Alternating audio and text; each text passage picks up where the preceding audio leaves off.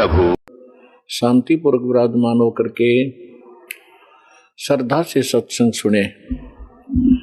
परमेश्वर की प्यारी आत्माओं से पुनर्निवेदन है, सत्संग प्रारंभ हो रहा है। कृपया सत्संग स्थल पर शांतिपूर्वक विराजमान होकर के श्रद्धा से सत्संग सुने। सत सही सतगुरुदेव की जय। बंदी छोड़ कबीर परमेश्वर जी की जय। बंदी छोड़ गरीबदास जी महाराज जी की जय। स्वामी राम देवानंद जी गुरु महाराज जी की जय हो।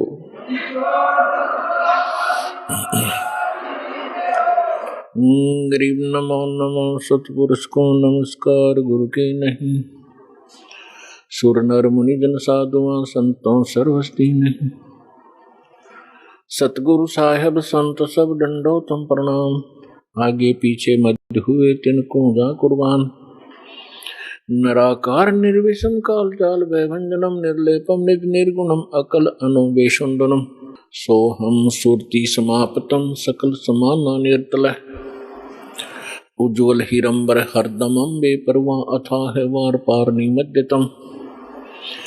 ग्रीव जो सुमर सिद्ध होई गणनायक गलता न करो अनुग्रह सोई पारस पद परवाना। आदि गणेश मनाऊं गणनायक देवन देवा चरण कमल लो लाऊं आदंत करूं सेवा। परम शक्ति संगीतम रिद्धि सिद्धि दाता सोई अवगत गुण अतीतम सत्य पुरुष निर्मोही जगदम्बा जगदीशम मंगल रूप मुरारी। तन मन अर्पों शीशम भक्ति मुक्ति भंडारी। सुर नर मुनि जन ध्यावे ब्रह्मा विष्णु महेशा शेष शेष मुख गावे पूजे आदि गणेशा।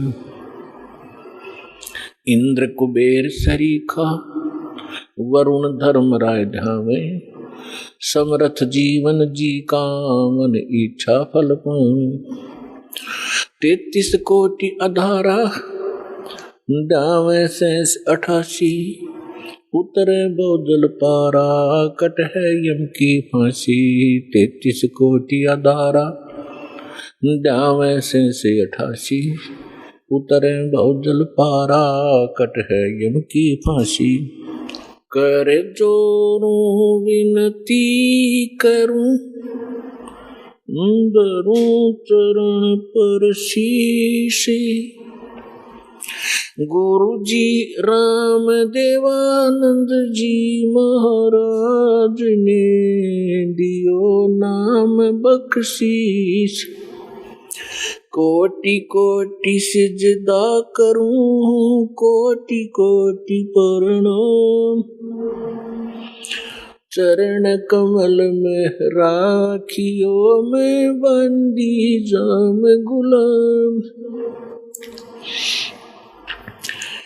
कुत्ता हूँ गुरुदेव का रामपाल दास का नाम।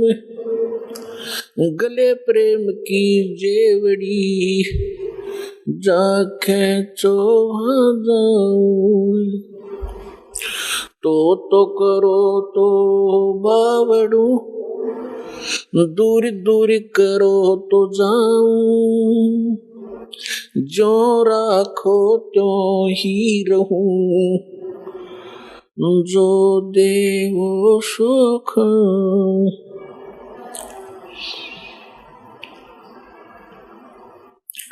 गुरु बड़े गोविंद से मन में देख विचारी। हरि सुमरे वो वार है गुरु सुमरे हो पार। गुरु गोविंद दोनों खड़े काके लागू पाए। बलिहारी गुरु अपना जिन गोविंद दियो मिलाए।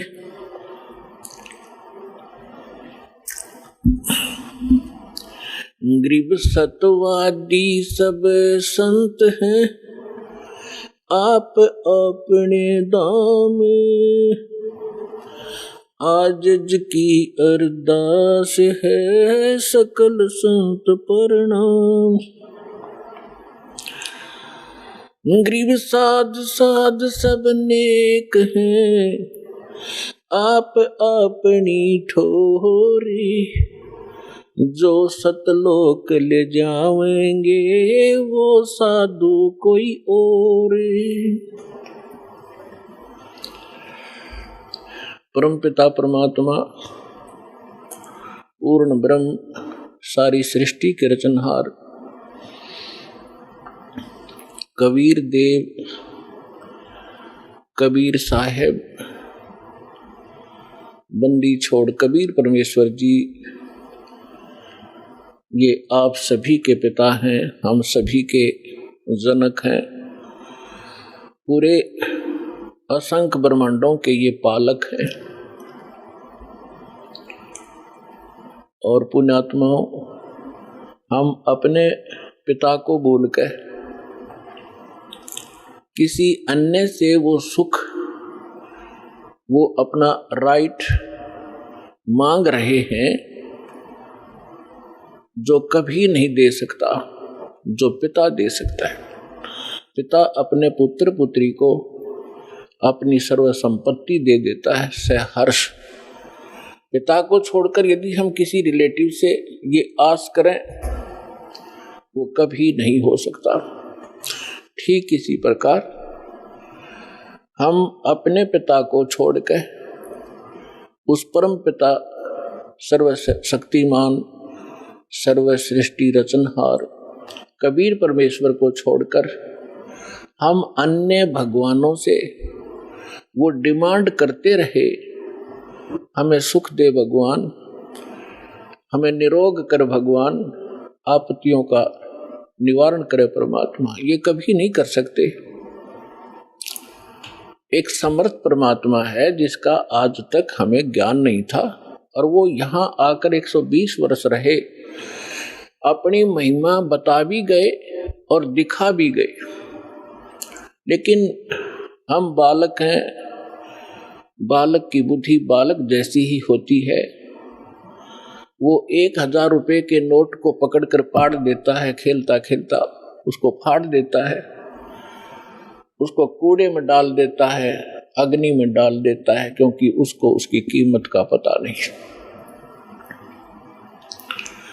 हमारे साथ ऐसा ही होता रहा, क्योंकि हम अध्यात्म ज्ञान से परिचित नहीं हो सके, क्योंकि जिन धर्म गुरुओं को हम आध्यात्मिक टीचर मानते थे, अध्यापक मानते थे, वो अध्यापक नहीं थे।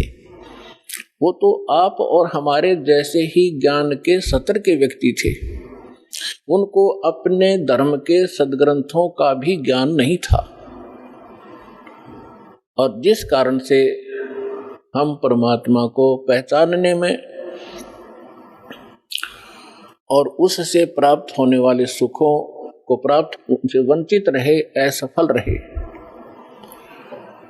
अब उसी परमेश्वर ने दया करी, यहाँ आके अपना भेद बता के चले गए। उसके बाद अपने प्यारी आत्माओं को मिले, जैसा भगवान मिला ही करते हैं, उनका विधान है। वेदों के अंदर प्रमाण है कि वो पूर्ण परमात्मा, सर्व सृष्टि रचनहार, सबका पालक, ऊपर के लोक में रहता है, सतलोक में, और वहां से सह शरीर चलकर आता है। यहाँ नेक अच्छी आत्माओं को मिलता है जो दृढ़ भक्त होते हैं, उनको अपने से परिचित करवाता है, सचखंड सतलोक ले जाता है, फिर उनको वापस छोड़ देता है। परमात्मा से परिचित वो महान आत्माएं, संत, उस परमेश्वर के यथार्थ ज्ञान का प्रचार किया करते हैं, लेकिन उनकी संख्या कम होती है और वो ज्ञान सत्य होता है।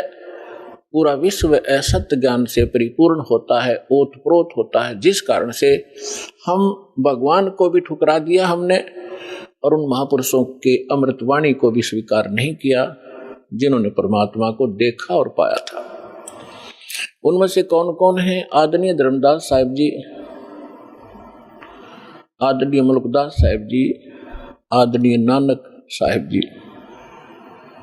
आदरणीय दादू साहिब जी, आदरणीय गरीबदास साहिब जी, गांव छुड़ानी, जिला झज्जर, हरियाणा वाले, आदरणीय गीसा दास साहिब जी, गांव खेखड़ा, जिला बागपुर, पहले मेरठ था अब बागपुर हो गया, उत्तर प्रदेश में, और आदरणीय स्वामी रामानंद जी काशी वाले ने।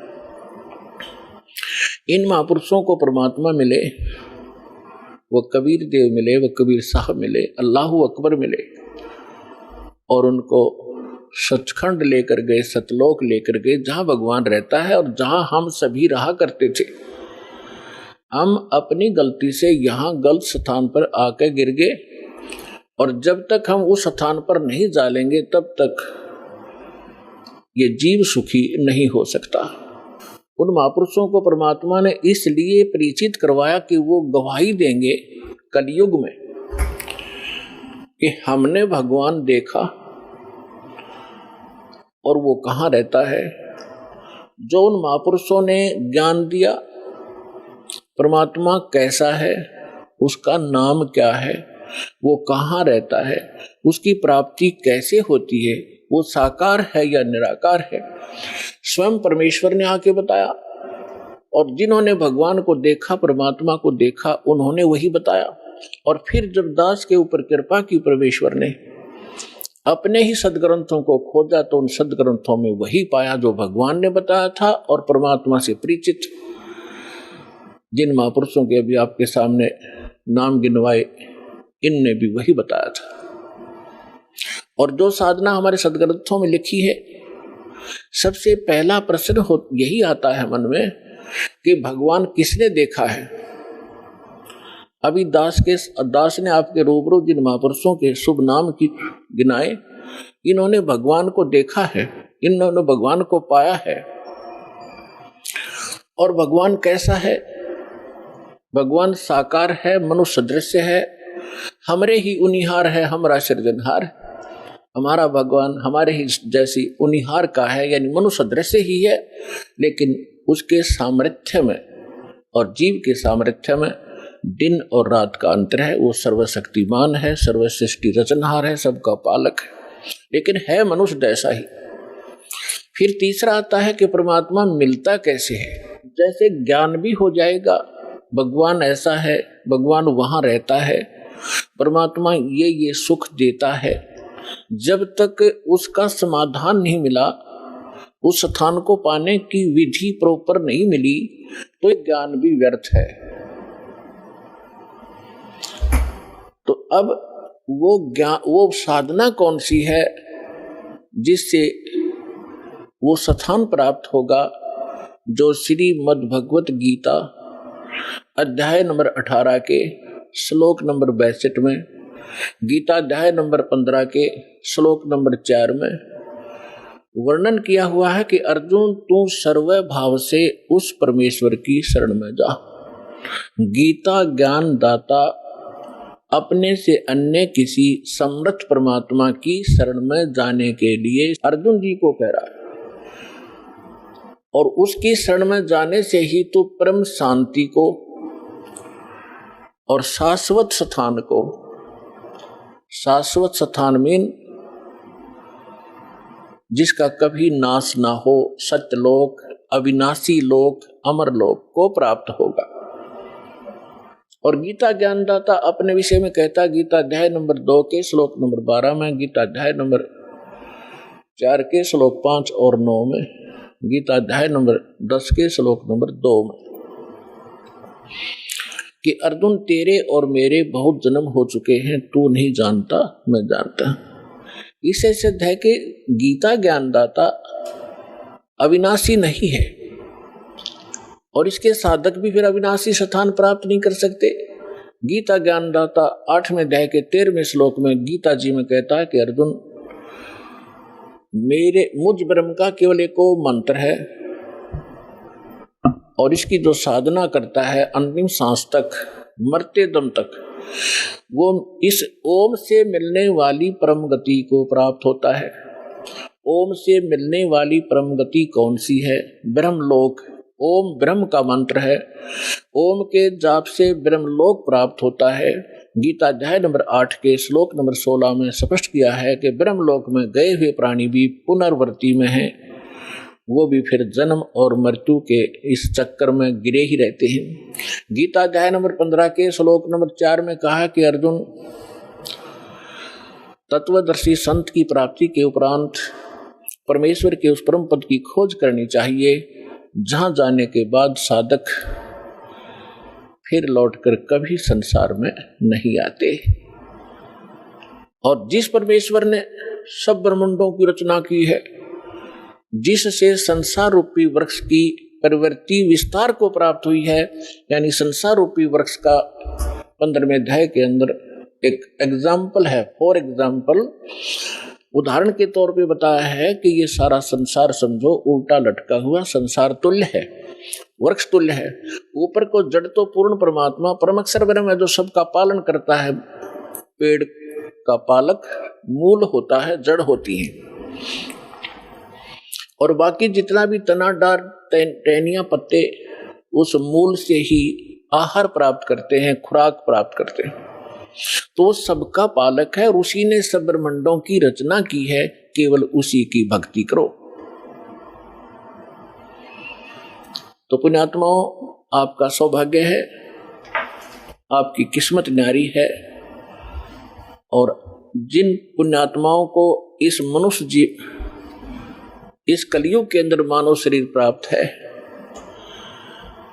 तो वो बहुत ही पुण्यकर्मी प्राणी है पिछले जन्म जन्मांतर का, क्योंकि इस समय में मानव शरीर प्राप्त करना ये आम आत्मा के संस्कार नहीं है। और उससे भी अच्छी आत्माएं वो हैं जो सतलोक आश्रम बरवाला जिला हिसार में आकर दीक्षित हो रही। धन है उनके माता पिता जिनसे जन्म लिया। यहाँ आने से आपका मोक्ष होगा, आपके परिवार का मोक्ष होगा, आपके सर्व संकट दूर होंगे। सर्व संकट किसी प्रकार के हों, आर्थिक हों, शारीरिक हों, तीन ताप के हों, भूत प्रेत की बाधा हो, ये तो परमात्मा पहले करेगा।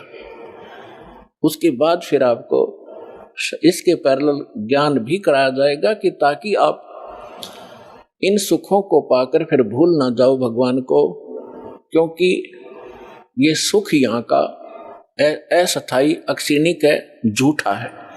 और इस सुख को पाकर हम मस्त हो जाते हैं, जो हमारी सबसे बड़ी भूल होती है।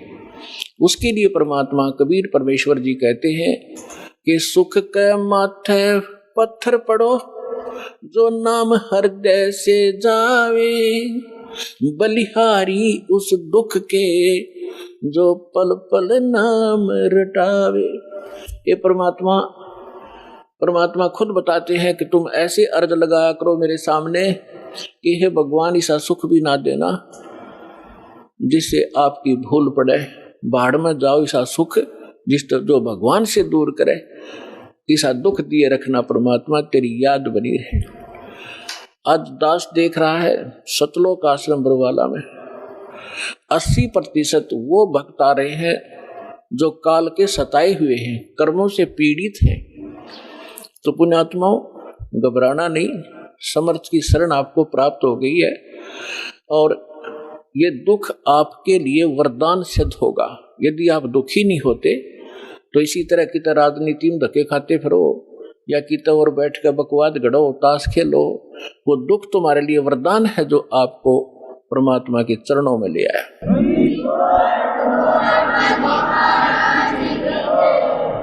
रमता राम जपो रे प्राणी, अब तो सुन ले राम कहानी।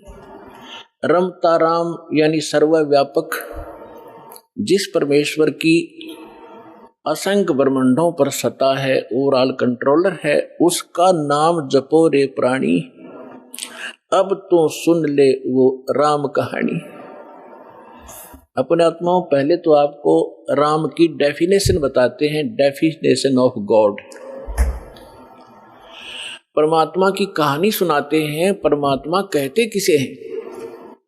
श्रीमद् भगवत गीता अध्याय नंबर 15 के श्लोक 16 और 17 में 3 पुरुष बताए हैं। पुण्यात्माओं, यहाँ थोड़ा सा एक आपको थोड़ा सा सत्र करता हूं कि देखो आज मानो कितना इंटेलिजेंट हो गया। छोटे छोटे बच्चे इतने बड़े बड़े सब्जेक्ट को कंठस्थ याद कर लेते हैं और सफल हो जाते हैं।